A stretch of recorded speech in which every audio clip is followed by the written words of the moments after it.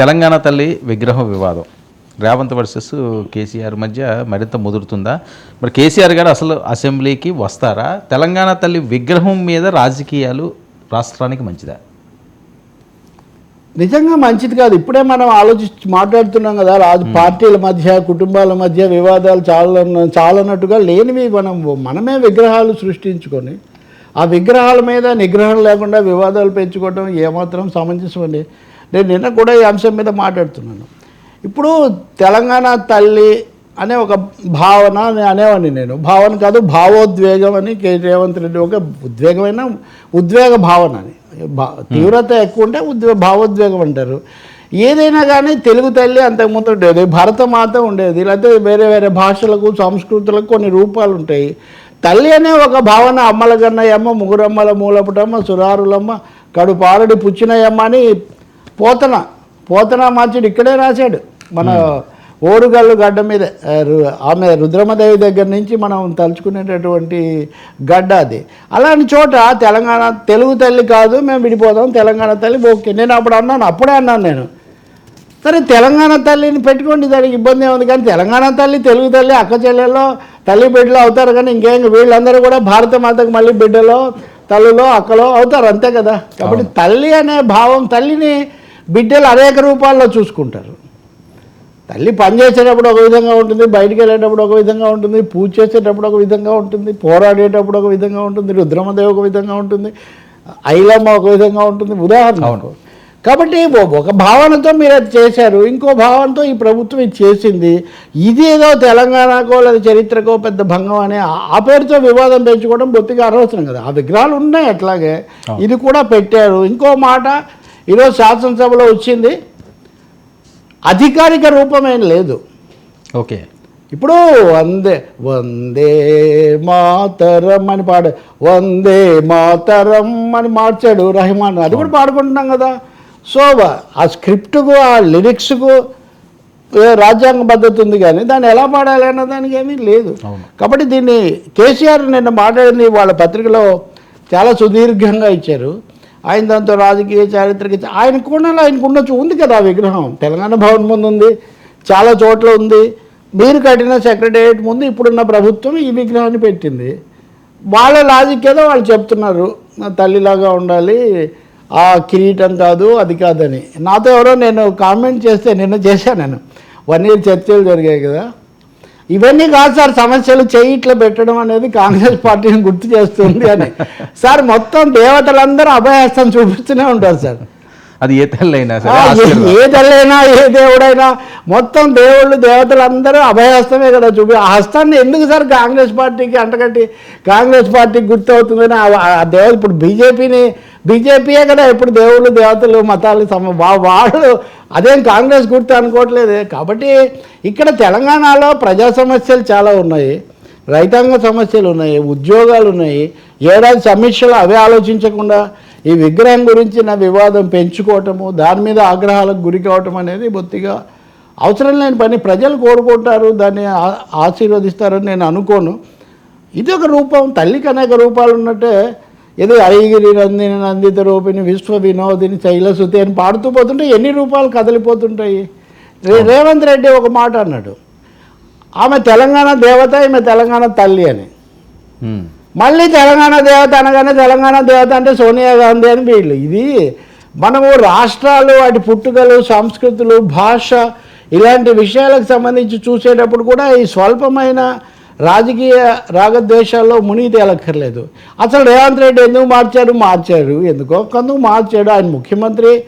ఆయన ఇంకో తమాషా ఏమంటే, నేను నిన్న చెప్తున్నదే, తెలంగాణ అదే, తెలంగాణ తల్లి ఆమె, తెలంగాణ బిడ్డలు వాళ్ళే, చెప్పింది కూడా తెలంగాణ ప్రభుత్వమే. అప్పుడు ఇప్పుడు కూడా ముఖ్యమంత్రి మారుండొచ్చు, పార్టీ మారుండొచ్చు, కానీ తెలంగాణ ప్రభుత్వమే చేసిన. రమణారెడ్డి ఇంకొక ప్రొఫెసర్ కూడా ఉన్నారు, ప్రొఫెసర్ గారు శిల్పి, ఇంకో రమణారెడ్డి అని ఆయన రూపసే, వీళ్ళిద్దరు కలిసి వాళ్ళు కూడా వాళ్ళే.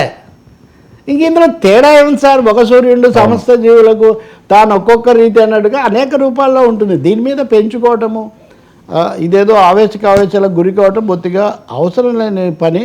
ఇంకా అంతకంటే ముఖ్యమైనది నా ఉద్దేశంలో, తెలంగాణ 10 ఏళ్ళు పూర్తయిపోయి ఇంకా ఇది అవుతున్న సమయంలో బాగుండాలంటే కేసీఆర్ గారు శాసనసభకు రావాలి.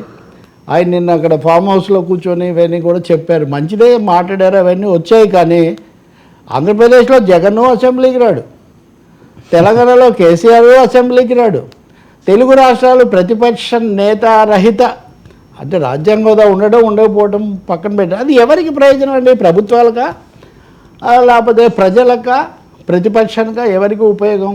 కాబట్టి అనుకోకుండా అంటే ముందే జగన్ వెళ్ళటం లేదు, కేసీఆర్ వెళ్ళటం లేదని జగన్ వెళ్ళలేదా మనకు తెలియదు. కానీ కేసీఆర్ జగన్ ఇద్దరు కూడా అంతిమంగా శాసనసభకు వెళ్ళకపోవటమే ఇక్కడ నెట్ రిజల్ట్. అంతిమ ఫలితం ఏంటంటే అది. దాని నుంచి ఎలా బయటికి రావాలో చూడండి. అప్పుల లెక్కలు ఈరోజు హిందూ, ఇండియన్ ఎక్స్ప్రెస్ రెండు కూడా ఏడాది తెలంగాణ మీద సంపాదకీయాలు రాస్తున్నాయి. అప్పులు ఎలా పెరిగాయి, డబ్బులు ఎలా తెచ్చుకోవాలి, అప్పుడెంత ఇప్పుడెంత, అవన్నీ చాలా సమస్యలు ఉన్నాయి. సో మనం చాలా అభివృద్ధి చెందాల్సిన అవసరం ఉన్నప్పుడు విధానాల గురించి మనం పోరాడదాం, కానీ విగ్రహాల గురించి అవును వివాదాలు పెంచుకోవటం బొత్తిగా అవసరం లేని పని. అది కూడా అదేదో సభలో చేయాల్సిన చోట సమరం కనుక చేస్తే ఎక్కువ ఉపయోగంగా ఉంటుంది. ఓకే, కేటీఆర్, హరీష్ రావు లాంటి బలమైన యువ నాయకులు ఉన్నారు, వాళ్ళు చూసుకుంటారని కేసీఆర్ అనొచ్చు. కానీ ఏదైనా మీరు వచ్చి అక్కడ కూర్చొని మాట్లాడితే రేవంత్ రెడ్డి కూడా ఒకందుకు సంతోషించాలి. ఏపీకి తెలంగాణకు ఒక పెద్ద తేడా కనిపిస్తుంది, అదొక్కటి మటుకు. అక్కడ మరీ మొహాలు కూడా చూసుకోకుండా పచ్చగడ్డి వేస్తే భగ్గుమంటుంది, లేదా ఆ ఇంటి మీద పక్షి ఈ ఇంటి మీద వాలకూడదు, ఇలాంటి వాతావరణం ఉంది. ఇక్కడ కేసీఆర్ కానీ రేవంత్ రెడ్డి కానీ దూకుడులో దూషణలో ఎవరికంటే ఎవరు తక్కువ కాదు. కానీ కేసీఆర్కు యాక్సిడెంట్ అయితే రేవంత్ రెడ్డి వెళ్ళి పలకరిస్తాడు. విగ్రహాన్ని ఎంత విమర్శించినా సరే మీరు ఆ విగ్రహావిష్కరణకు రండి అని రేవంత్ రెడ్డి మంత్రిని పంపిస్తాడు. మర్యాదలు అంటే పద్ధతులు, సంప్రదాయాలు. ఆ వచ్చిన మంత్రికి కేసీఆర్ భోజనం పెట్టి పంపిస్తాడు. అయినను పోయి రావాలి హస్తినగర్, అయినను పోయి రావాలి ఎర్రవల్లి, కానీ వీళ్ళు పోయారు. ఆయన వచ్చిన అతిథి అభ్యాగతులను ముందు ఆదరించాలి కాబట్టి వాళ్ళకి భోజనం పెట్టి కాసేపు కుశల ప్రశ్నలు వేసి తెలంగాణ పాత ముచ్చట్లు మాట్లాడుకొని మర్యాదగా పంపించారు. సో అవి కాపాడబడుతున్నందుకు సంతోషం. అదే విధానాల విషయంలో, సమస్యల విషయంలో కూడా మీరు దృష్టి పెడితే కనుక ప్రజలు చాలా సంతోషిస్తారని మనం తప్పకుండా చెప్పొచ్చు. ఇదేమి రాజ్యాంగబద్ధమైన అంశం కాదు, రాజకీయ అంశం కూడా కాదు, ఒక సృజనకు భావనకు సంబంధించిన అంశం. రేపు మీరు వచ్చి ఇంకొకటి పెట్టుకోండి, ఏముంది ఇంత పెద్ద విశాలమైన దేశంలో, సువిశాల భారతదేశంలో తెలంగాణ, ఆంధ్రప్రదేశ్లో ఇంకో చోట సమస్య ఏముందండి? పైగా బహురూపాలు ఉంటాయి, బహురూపాయ అని అంటుంటారు కదా, చాలా రూపాల్లో ఉంటాయి విగ్రహాలు, అంత పెంచుకోవాల్సిన అవసరం లేదు. పైగా రేవంత్ రెడ్డి ఇచ్చిన వివరణ కూడా పెద్ద రెచ్చగొట్టే విధంగా లేదు విగ్రహం వరకు. ఆయన ఏదో తన ధోరణిలో తను చెప్తున్నాడు. బట్ ఆయన కూడా 10 మందిని ఎలా కలుపుకుపోవాలి? నేను అదే అంటున్నాను, నిన్న రేవంతుడు ధీమంతుడు అంటే తెలివైన వాడు కదా, కొంచెం ధీశాలని. బట్ అదే సమయంలో అందరినీ కలుపుకొని పోవటము, కొంత ముందస్తుగా చర్చ చేయటము, మూడోది దూకుడు ఓకే అయినా దూషణలు అనేవి తగ్గించడం కొంచెం తగ్గుతున్నట్టు కనిపిస్తుంది. ఇంకా కొంచెం తగ్గించుకుంటే చాలా మంచిది.